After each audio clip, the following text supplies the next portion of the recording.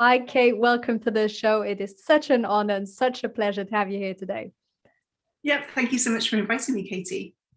I have so many questions. Let's try and pack it all in 30 minutes.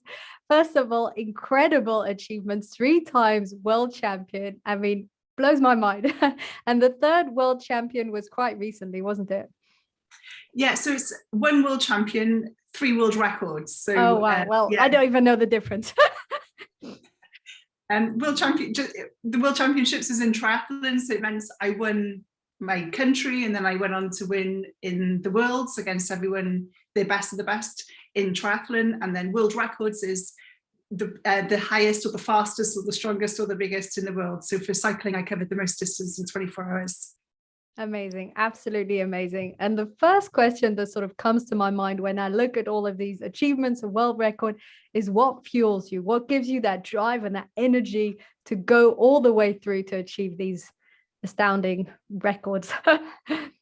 Yeah, thank you. It's a really good question, actually, and I think it changes depending on my personal situation. Because when I took up triathlon, say 10 years ago, I was definitely fueled by trying to prove myself and find myself again. I'd just come out of quite a toxic relationship that was turned out to be, by the end of it, after 9 years, quite abusive and controlling. So triathlon was my exit. It was my way of redeeming myself and finding, sounds a bit cliche, but finding my true power. Who is Kate Strong in the world? And I'd always wanted to do triathlon, but had listened to my ex and never took it up, basically. So in that part, my purpose was to find myself, and it was a little bit more of validation. And it had morphed now into give back and community. So I think my purpose is to create ripples in other areas. And later on, I'll share with you what I've got coming up. So I think it changes all the time. But at the end of the day, I just want to leave the world a bit better and enjoy myself along the way. Yes, I think that's what we can all hope to do. And did you feel that as you achieved your world champion and as you improved in your triathlon, did you feel that it gave you that validation you were looking for? Yeah, it gave me a lot more questions than answers, because something that at the beginning I was doing it for myself, and then it did become a little bit attached to the external validation. So again, like, there's always a ripple there, because never, once you get a red gold medal, doesn't mean you're set for life. It means you've just peeled back another layer of the onion, and you've got to work on yourself on a different level. So yeah, I needed to then sort of work on validating myself without the medals, without someone saying well done, without having to win or podium or be the best or be perfect. So I needed to sort of knock myself off that pedestal I'd put myself on, to show a bit of vulnerability and a bit of failure, and not be so fear driven. So yeah, I have found myself, but it's an ever evolving journey, and I don't think I'll ever stop, really. I think it's always what it's like. We're always unraveling like the onion layers, exactly like you were explaining. And do you think that this drive that you had, did you have it your whole life, or did it suddenly peak up in that phase of your life? I think I've always had it in me, but when I was younger, I didn't feel comfortable to express it. I wanted to fit society, the tick box of society. I didn't have many role models around me of a strong, independent woman. So I just sort of saw myself as not fitting in and wrong. So the conforming of myself was, I made sure I conformed to the best, sort of thing. So, got degrees to satisfy my parents' need for, this girl to get a degree, because I was the first one in my family to ever go to university. So, I did a lot for them. But did my best in it. So I always had that drive, but it was only until after, as I said, that breakup in my mid-30s that I went, do you know what? I'm tired for living for everyone else. No one seems to be putting me first on my list, and I'm the bottom of my list. I put everyone else's well-being, my business, even the garden ahead of me. I need to put me first. And so it was only until then that I pivoted my drive to actually make sure that I enjoyed what I was doing, rather than just keep pleasing other people.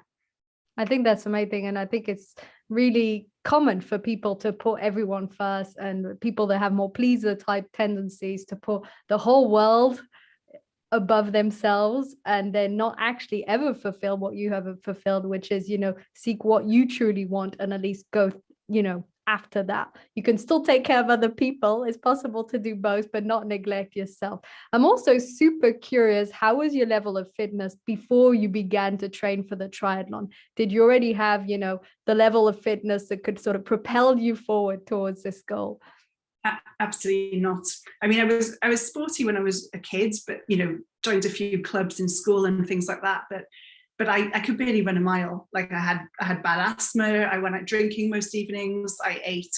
Back then, I used to eat like really unhealthy food, like steak and cheese and things. Now I'm plant-based, and I still have the occasional drink, but not as much. And yeah, the first time I put my trainers on, I was almost sort of vomiting from the pain and the burning in my lungs. I could still see my front door. Like I was absolutely in terrible shape. My first cycle was like 5 kilometers, 3 miles. And I was like, oh my God, I could cycle the world. I'm so amazed. And, looking back, it was amazing. But, I just did 433 miles in one day.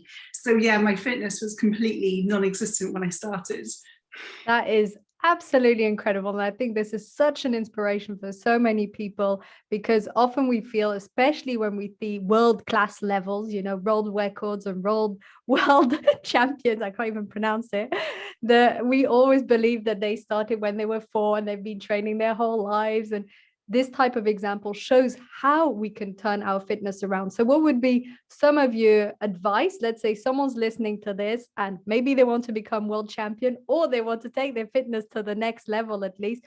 How can they start to implement daily practices to reach a high level, let's say in any given sport, really? Yeah, I'd love to there's the physical, the mental, and the emotional, and yes, let's go through that. On all paths. Yeah. So physically, just start a little bit every day. If you've never been to the gym, for example, set the goal of putting your foot in the gym door. You don't have to do anything, don't have to pick up any weights or run on a treadmill or anything, but just that incremental gain. Just make sure the habit is formed. So 3 times a week, if you commit to, or once a week, or whatever that may be, just commit to that little step every day. And it's surprising how far it'll go. That's what I do with my training. When I started for the world records that I've just earned in March this year, I only cycled for half an hour, 3 times a week. And I built it up to 24 hours over a year and a half. So that little gain every single time physically. Mentally, believe you can, give yourself permission to do it. And this is I'm going to double negative. I don't normally say don't do things, but do not put yourself down. Do not put your dreams down. If you want to run a marathon, that's your goal. It might take you 10 years to get there, but don't settle for 10K. Don't settle for half a marathon, and don't believe anyone who says you can't do it. So set your goal and own it with pride, knowing that it might take a little longer than, say, Bob next door has been running all his life, but you'll get there in the end. So mentally, just make sure you look at the positive, and you always aim for the big dreams. And also emotionally, enroll your friends and family. Make sure that people are aware of your goals. Make sure people are aware of the changes you're making, and it might sift out. So some people I'm no longer sort of connected with on such a large level, because it turns out that they actually don't have my back. They were giving me the lip service, but actually when it came to it, they weren't prepared to support me in my dreams. So you'll find your tribe and make sure that they're there to support you, because we will have days of doubt, days of don't want to get out of bed. It's winter at the moment, and I'm definitely pressing the snooze button 3 times more than I should be. So make sure someone's on your side supporting you as well through that. It's not a solo journey. We are in this planet together as a community. So just bring people in to support you as well. Yes, I love how you separated it into those 3 buckets of the physical, the mental, and the emotional, because I feel that there's a tendency, especially if someone's looking at elite sports or some sort of physical achievement, to just focus on that, when I would say the other part is at least half of it. What would you say in terms of percentage? How much percent would you say is physical, mental, and emotional? I'd say the mind is 80% easily. If you don't believe it, if you keep putting yourself down, if you're forcing yourself, if you're not enjoying it in some level or proud of it, that's going to be the thing that stops you doing anything. It's not about how good you are, or I read a lot of books and research, but it's all about the mind. There is no there's nothing there's no perfect body or shape or training that can help you. It's always the mind that will get you over the line. Yes, that's how I feel about it too. Of being in the field like you, of coaching, of peak performance. Somewhere it's satisfying to hear it's in the mind, because we have even more control over this than on our body. Of course, the body, we can train it, we can improve the training, we can work at it, we can have more endurance, we can build up the cardio, but the mind, we can really like totally shift. And I want to come back to a point you were mentioning right now, which is, we all have days of being discouraged, and you have had those days. And I want to know, how do you cope with them? How do you cope with being discouraged, with not fancying, with being demotivated? What do you do? Yeah, I'd like to share, if it's okay, the story of my sort of the dark side, because it's easy to talk about the medals and the records, but I think we learn a lot more when we're actually in that pain state. And after being a world champion, like a year and a half later, I was no longer the champion, if you want. So I competed for my country, but I wasn't number one. And I just moved back from Australia to the UK, and it was quite dark and miserable, and I was quite lonely. And for days, I couldn't get out of bed because I wasn't actually accepting who I was, because I'd identified as that medal, as that success. So instead of just saying triathlon was I'd failed in triathlon, I said I was a failure. So I'd actually internalized the journey as my identity, rather than a woman doing her best in a certain subject.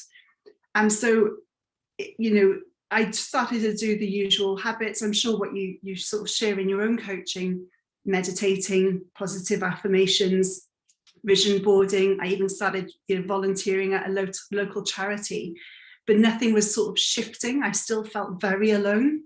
I still, friends I reached out to would just say, oh, you smash it, you're a champion, you'll get through it. But I just wasn't getting anywhere, and it took about 2 or 3 months. But what I decided to do, and this is what really got me out of it, was put your resume to the side. I've got a double master's in mechanical engineering. I speak 3 languages fluently. I've run multiple 7-figure businesses, and a world champion. Put it all to the side and just start at zero, who you are today. And who I wanted to be was, give back. I wanted to give back. I wanted to feel valued, and I wanted to feel like I was adding value. And so I just went into a local cafe and asked them if I could work for them. And they offered me a 0-hour contract cleaning their toilets.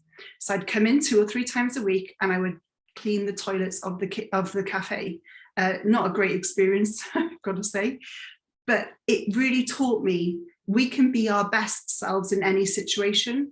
And it reminded me that I'm not my medals, I'm not the certificates, I'm not the successes, but I'm also not the failures, because I define the moment. My future is defined by the present, not the past. So if in the present I can be my best self cleaning toilets, then my future is going to be my best self somewhere else. And that's what happened. I slowly grew that. It became a consultant. I started to consult to the franchises, and 6-8 months later, I had defined that I was being my best self in any situation. So the lesson is just stop connecting to the outside world and start connecting to who you are, and know that we can always build. If there's nothing in our life that we enjoy, it's amazing, because it's a blank canvas that we can start designing something different on. But it was tough to learn, but there's always a tomorrow. And when there isn't, we don't need to worry about it. Not to be so morbid, but it's true. Isn't it amazing that after the meditations, the positive affirmations, the vision boards, in the end, it was cleaning toilets that got you back on track? Totally. Because I was proud of that. I brought my grandma around to show them. And that's humbling, to get to that level of not caring about identity, because we are just a label. So why not just remove the label? Yes, it sounds to me like basically in that moment, because you were so previously attached to all this identity of world champion, or maybe your masters or your languages, that because one of them hadn't gone as well as you wanted to, as in not getting the world championship again, therefore there had been sort of that identity, bridge or gap or misalignment. But by starting on something totally new altogether, and realizing that you weren't those labels, sort of feels like it was sort of a fresh new start, and maybe it opened up more possibilities in your mind too. So instead of being in that box of, okay, well, actually, this is what I'm good at. I have the masters, I have those businesses, and that's it. It was actually, well, actually, I could do a whole other bunch of things. So maybe it just opened up more. Yeah, completely. I removed the word should. I should be an engineer. I should be earning this much. I should, no.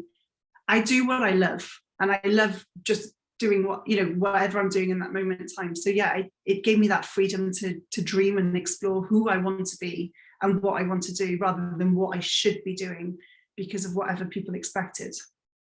Amazing. And in your coaching practice, focusing on peak performance and leadership, how do you help other people to unlock their potential?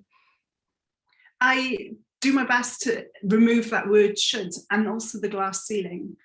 Quite a few of us still are carrying around imposter syndrome. Like we feel that we should, especially not to like genderize, but especially women, we don't embrace the power within us. There's already data out there that men apply for jobs if they take like 12 out of the 20 things that are required for the job.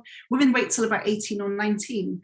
So, and I'm not saying that men don't struggle with imposter syndrome, but when I'm working with people, the thing that's stopping them is their self-belief. So if I'm able to give them permission to dream, that they're allowed that possibility of dreaming and the ability to take the next steps forward, then they know what to do intuitively. My role as a coach is to not tell anyone what to do. I'm here holding up the mirror so they can see their greatness, but also what needs work with. And I just hold their hand to make sure that we guide through it as seamlessly as possible. So it sounds a bit like woolly, if you know what I mean. There's not like single steps I do in my business, but it's purely just to enable them to dream big and have the confidence to take the next step towards it. It sounds from what you're saying that a lot of it comes down to this self-belief. Yeah, it's all about the mind. We are infinitely more powerful than we ever can imagine. Yeah, it's what our father told us when we were 2. It's what our mother reminded us when we were 5. It's what our teacher said when we stood up in assembly at 12. All of these memories about not being good enough, not getting it right, have to be perfect. Don't be so loud, don't be too quiet, don't be this, don't be that. They're all stuck on us. And we're just this beautiful ball of white light, and we just covered it with mud. Let's just start chipping the mud off and start being the most authentic way of being Kate Strong or Katie as well. What would be sort of one practical tool that maybe the listeners could use if they wanted to remove some of this lack of self-belief? Yeah, that's a great question. I'm just going to reflect on a quick tool that I use. I'll tell you something I do as a daily practice, and then I'll get to the tool. Sounds great. Every day at the end of the day, I write down 3 things I'm grateful for, but I also couple that with 3 things I want to pat myself on the back for. So what can I acknowledge myself for? Because sometimes my partner might say to me, oh, thank you so much for cooking. You're an amazing meal today. I didn't want acknowledgement for that. I wanted acknowledgement for the email that I've been procrastinating on and I finally sent. So in my journal, I give myself that space to actually give myself the acknowledgement that I deserve. There's a lot of research around the attitude of gratitude, like we need gratitude in order to flourish and grow. That's not actually true, because they've shown that we have more brainwave activity when we receive gratitude. So it's not just about giving it, it's also about receiving it. So those acknowledgements I'm giving myself allows me to receive what I want when I want it. So that's a really sort of simple habit today, to make sure that we're in a receptive, positive state, that we're feeling empowered, not like miserable or waiting or expecting other people to give it to us as well. And for anyone with limiting beliefs, what I suggest is I write on a list, write down the red flags or the triggers, the sentences that stick with us when we're about to embark on a project, but something comes into our head that says, oh, no, you can't, you're not good enough. So, or no, you shouldn't start that because, intellectually you're going to fail, or, we've all got those sort of sentences that are repeat offenders for us. Write down as many as you can remember, or as and when they happen in one column. The next column, next to it, write says who, says what, or says when. So I'm not good enough, says who, or you're always going to fail, says who. Oh, that was my teacher when I was 15. It takes a little time of practice. Or says when, a certain all of university, for example, might have been I'm not good enough, I'm always going to fail. So when, write down in the second column that area, and the third column, after reflecting, and this isn't like a process driven, we've got to feel the emotions, to sit down and really feel the misery, feel the frustration, feel the impact of these words as well.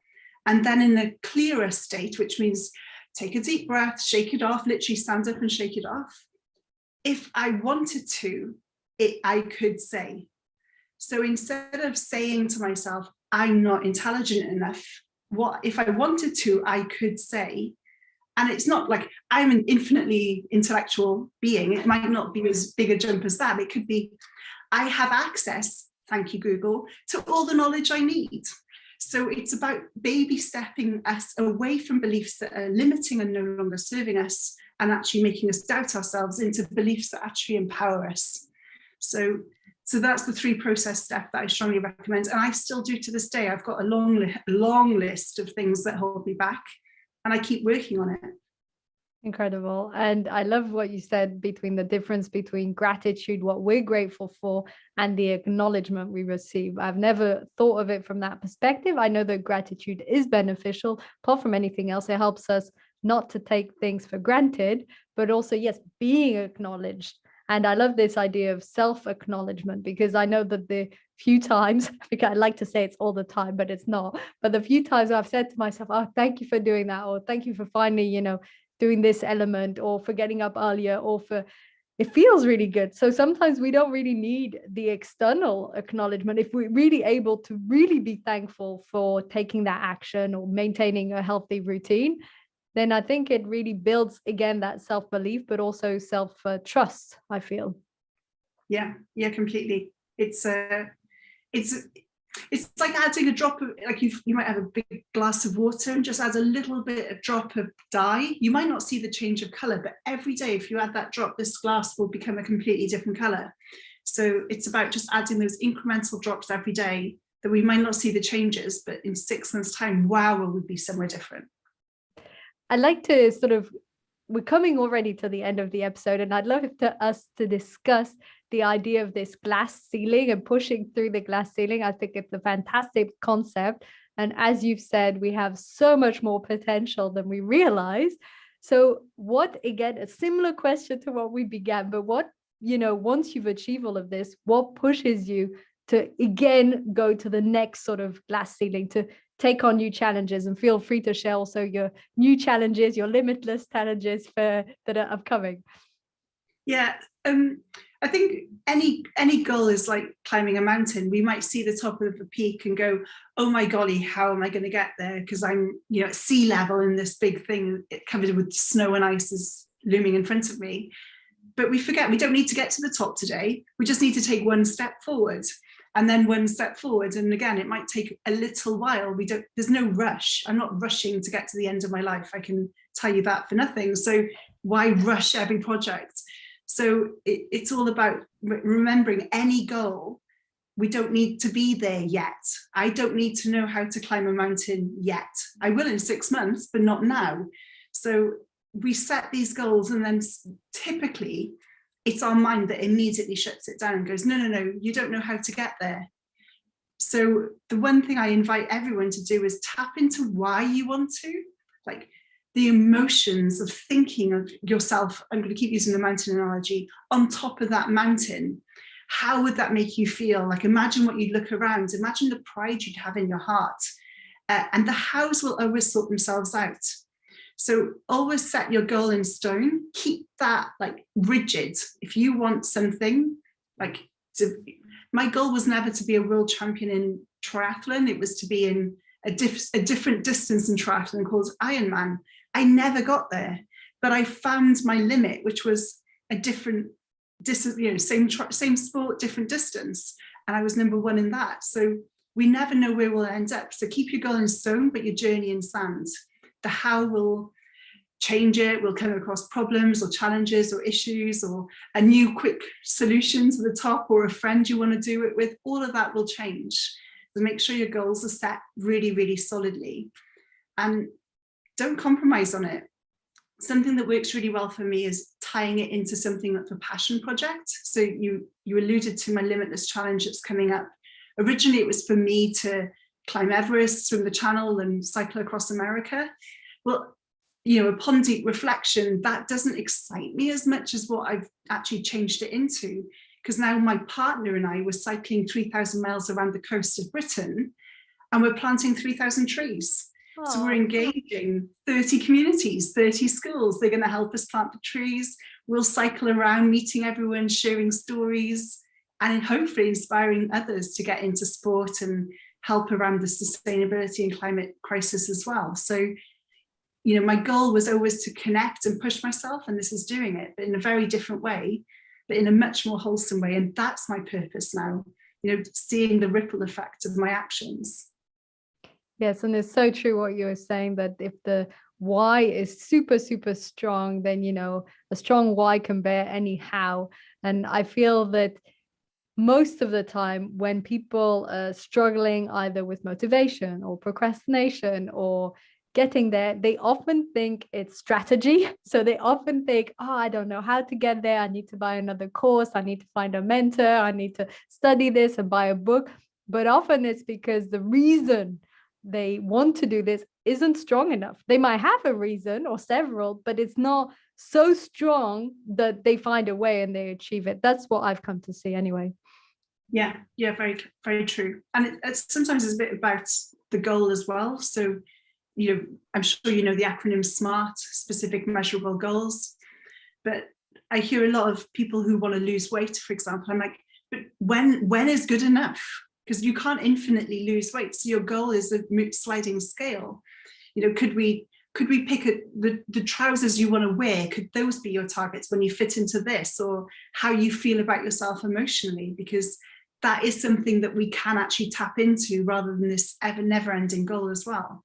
So making sure it's specific as well, and it's the why. It ignites your passion for yourself, pushes us outside our comfort zone, but also hopefully involves other people, because it gives us that accountability as well as that sort of purpose to do something when we don't want to get out of bed and do things. We know we're doing it for others as well. Absolutely. I'd love to go into so many more topics, but I feel we've already covered a lot. It was absolutely amazing to have you here today, Kate. I loved everything you shared. Such a huge inspiration for our listeners, and hopefully also the female listeners, to show what it's possible and that you can achieve your dreams if you set your mind to it, which is pretty much what you said. Yeah, thank you so much, Katie. It's been an absolute delight to be a guest, and an absolute pleasure to meet you as well. Thank you so much, Kate. Thank you.